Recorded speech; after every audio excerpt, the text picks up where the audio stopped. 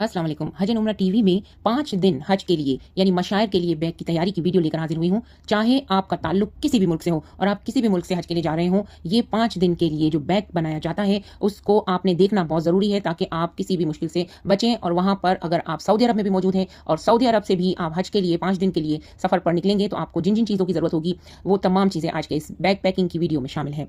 आप इंडिया से ताल्लुक रखते हो, पाकिस्तान से या फिर दुनिया के किसी भी मुल्क से आपका ताल्लुक हो, इस वीडियो को मुकम्मल देखने के बाद आपकी बहुत सारी मुश्किलें आसान हो जाएंगी।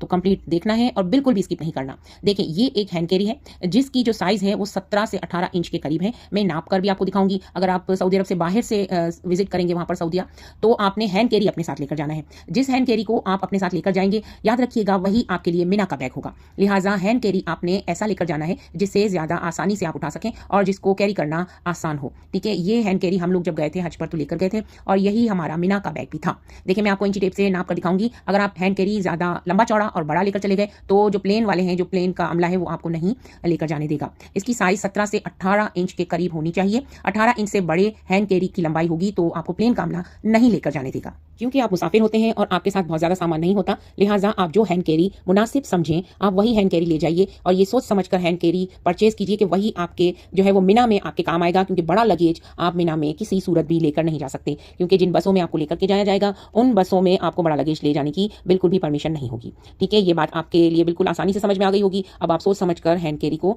बाय कीजिएगा। ये देखिए मेरे बेटे ने अपने नाम जगह जगह पर लिख दिए थे। छोटी सी येलो कलर की रिबन भी बांध दी थी हम लोगों ने, ताकि अगर ये कहीं खो भी जाए तो हमारा एड्रेस इस पर मौजूद हो और वहाँ का अमला हम तक पहुँचा दें। ठीक है, और इसके अंदर एड्रेस का कार्ड भी है, तो आप इसमें एड्रेस का कार्ड भी लिख करके इसके अंदर डाल सकते हैं। तो ये बहुत ही आसान तरीका होता है कि आप अपने मकतब का नाम और अपने होटल का एड्रेस और इसके अलावा अपना नाम और अपना फ़ोन नंबर इसमें लिख करके लगा सकते हैं। अच्छा, अब क्या क्या चीज़ें आपने इसमें डालनी है बहुत केयरफुली होकर के आपने देखना है और आपने एक कॉपी पेन ले लेनी है। आप इसको अच्छी तरह से लिख लीजिए, आप मिस मत कर दीजिएगा। एक भी चीज़ मिस हो गई तो बहुत मुश्किल होगी। सफरी चटाई के बारे में मैं आपको बता चुकी हूँ। ये वही सफरी चटाई है जिसको बैग पैकिंग की जो वीडियो है हज पर जाने की उसमें आप देख चुके हैं। आज मैं इसको खोल कर आपको दिखाऊंगी। ये तकरीबन चौड़ाई इसकी 1 वेत और दो वेत इसकी लंबाई होती है। तो ये देख लें कि ये कदे आदम के बराबर इतनी लंबी होती है कि ईजिली एक बंदा इसमें सो सकता है। इसकी ज़रूरत मुजदलफा में आपको पड़ेगी। मुजदलफा में अगर आप ये नहीं ले गए तो इतनी चुपती हुई कंकरियाँ जिस पर आप बैठने का सोच भी नहीं सकते, जब तक कि ये सफरी चटाई या फिर वो कालीन जो आपको गिफ्ट में मिलेगा आप लेकर के नहीं जाए तब तक आप वहाँ बैठ भी नहीं सकते। उस कालीन की बजाय आप ये चटाई अपने साथ अपने मुल्क से ले जाएं ताकि आपको कैरी करने में आसान हो। आपने अगर मेरी बैग पैकिंग की वीडियो देखी होगी तो यकीनन आपको इस बात का अंदाजा होगा कि मैं किस कालीन की बात कर रही हूँ। आप देखें इसकी लंबाई इतनी है कि कद आदम से थोड़ी ज़्यादा, ताकि एक बंदा इजीली इस पर सो सके। क्योंकि मुजदलफा में कुछ देर आराम करना सुन्नत है। लिहाजा आप लोगों को ये सोच कर जाना चाहिए कि बहुत ज़्यादा थकन होगी और इसमें अगर आप ये सफरी चटाई बिछाएंगे तो आसानी से इस पर थोड़ी देर आप आराम भी कर सकेंगे। मुजदलफा की जो वीडियो है उसे ज़रूर देख लीजिएगा, आपको पता चलेगा कि किस तरह से वहाँ पर खुले आसमान के नीचे और चुपती हुई कंकरियों पर ये चटाई बिछाकर आपको आराम करना होता है। इस चटाई को आप इजीली देख सकते हैं। ये बहुत सस्ती है और हर जगह हाजी कैंप वगैरह पर भी मिल जाती है। आप किसी भी मुल्क से हो आपको ये सफरी चटाई इजीली अवेलेबल हो जाएगी।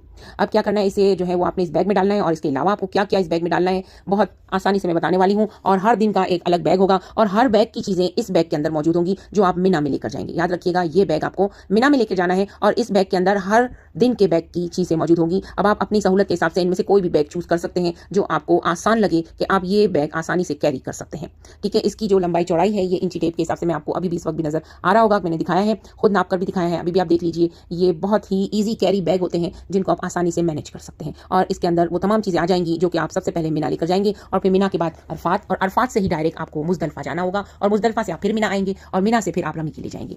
देखिए ये जो चीज़ें हैं ये आपको इस बड़े बैग में डालनी होंगी जो कि आप अजीजिया से मिना की तरफ लेकर के जाएंगे। ये देखिए सफरी चटाई भी आ गई, इसमें ये बॉटल्स भी आ गई जो कि स्प्रे गन वगैरह होती हैं। ये आपको जो जो स्क्रीन पे इस वक्त नजर आ रहा है वो तमाम चीज़ें इस 17 इंच के बैग के अंदर आपको डालकर ले जानी है।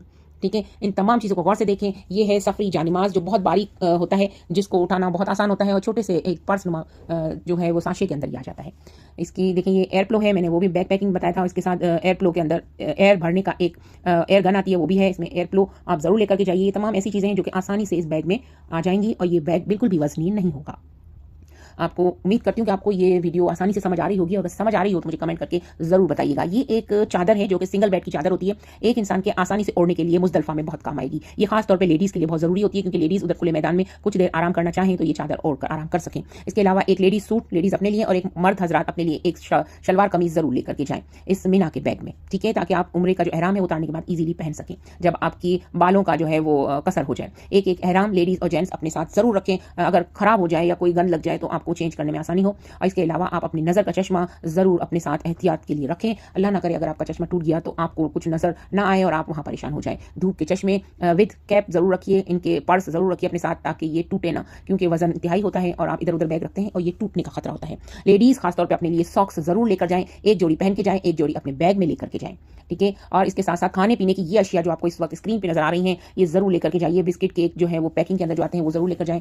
भुने हुए चने, खजूरें और ड्राई फ्रूट एक बॉक्स में बंद करके अपने बैग में जरूर लेकर जाएं। ये बवक्त ज़रूरत आपको इंतहाई काम आने वाली चीज़ें हैं।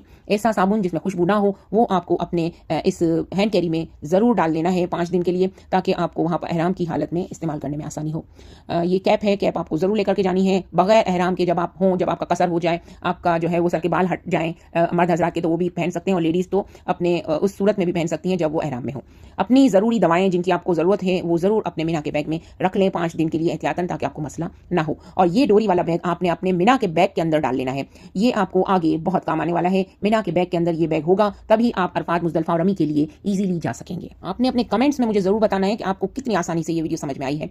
बैग ये मिना का तैयार हो चुका है, इसमें सारी चीज़ें जा चुकी हैं जो कि अभी मैंने आपको दिखाई। इन दोनों में से कोई भी एक बैग आप अपनी सहूलत के हिसाब से मुंतखब कर सकते हैं, जिसको भी आप इजीली कैरी कर सकें। अब देखें ये रमी के लिए जो बैग है, आपको इन दोनों चीज़ों के अलावा आपके लिए कोई भी चीज़ आप नहीं ले जा सकते, वहाँ पर शूरतें उठाकर फेंक देंगे। सिर्फ ये 2 चीज़ें होंगी। इन 2 चीज़ों के साथ यानी कि आपके इस बैग के अंदर इन तमाम चीज़ों का होना ज़रूरी है। ये रमी के लिए ज़रूरी चीज़ें हैं जो कि आपको अपने इस डोरी वाले बैग में डालकर रमी के लिए लेकर के जानी है। देख लीजिए, इन चीज़ों को बहुत देख लीजिए, सही तरह से अपनी कॉपी पेन में लिख लीजिए और आप निशानदही कर लीजिए और अच्छी तरह से इसे ज़हन नशीन करके आप जो है वो इन चीज़ों को बिल्कुल भी लेकर के जाना ना भूलिएगा, वरना प्रॉब्लम हो जाएगी। रमी और अरफात के लिए बैग मुख्तलिफ होते हैं, यानी कि उनमें चीज़ों में कुछ इजाफा किया जाता है, क्योंकि आप अरफात से डायरेक्ट मुज़दलिफा जाएंगे। मुज़दलिफा जाने से पहले आपको मिना नहीं आने दिया जाएगा, लिहाजा आप अरफात से जब मुज़दलिफा जाएंगे तो आप अरफात के लिए जब निकलेंगे तो एक ही बैग तैयार करेंगे जिसमें मुज़दलिफा की चीज़ें भी होंगी।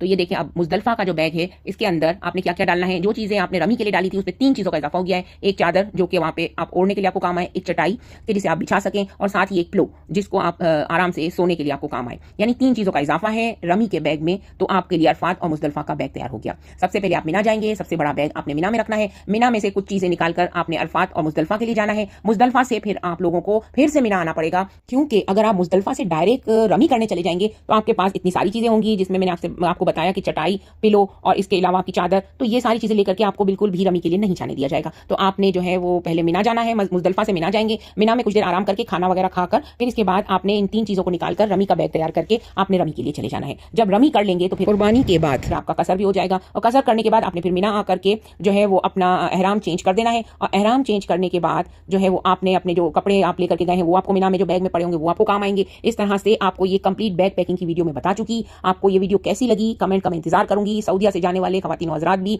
इस बैग को फॉलो करें। आप जितने दिन भी स्टे करने के लिए सऊदी अरब से के किसी भी शहर, रियाद, जद्दा वगैरह से आए हो, तो आपको अगर ज्यादा दिन किसी होटल वगैरह में रहना हो तो उसके एहतियात से आप अलग से चीजें ले लीजिए, अगर आपको ज्यादा स्टे करना हो। अदरवाइज 5 दिन के लिए बस इतनी चीजें आपको आपके लिए काफी होंगी। अदरवाइज आप बेहतर जानते हैं कि आपको कितना रुकना हो। ये कमेंट आया था कि सऊदीया वालों के लिए भी चीजें बताएं, लिहाजा इस वजह से मैंने इस वीडियो में सऊदीया वालों का भी नाम ले लिया है। बाकी तमाम दुनिया से आने वाले जितने भी लोग हैं उनके लिए मशायर के 5 दिन का बैग में बता चुकी हूँ। उम्मीद है आपको वीडियो पसंद आई होगी। वहां जाकर के मेरे लिए खासतौर पर दुआ जरूर कीजिएगा। मेरा नाम नबीला मुनाफ है और मैं आपकी दुआओं की मुंतजिर हूँ। बहुत बहुत शुक्रिया वीडियो देखने का। इस वीडियो को आगे फैलाइए ताकि आप भी सवाब जारिया में शामिल हो जाएं।